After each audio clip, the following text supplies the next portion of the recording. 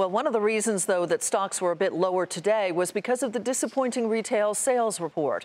Americans cut back on discretionary spending last month, potentially tempering expectations that overall economic growth may pick up. Steve Liesman has more. After spending at a solid clip in June, consumers gave their credit cards a rest in July. The government's retail sales report showed that spending was flat last month after an upwardly revised 0.8% gain in June.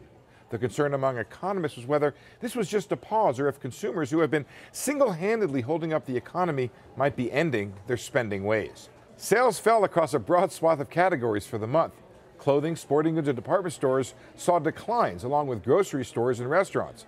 Gasoline stations fell a sharp 2.7%, but that was mostly the result of price declines. In fact, some economists wondered if part of the declines came from overall lower prices in some industries. Retail sales are not initially adjusted for inflation. Auto sales surged more than 1%, and online retailers bucked the trend and saw sales increases. Consumer spending grew in the second quarter while business investment and government spending fell. That led to just 1.2% in overall growth. Now, it's not unusual for a strong spending month to be followed by a soft one.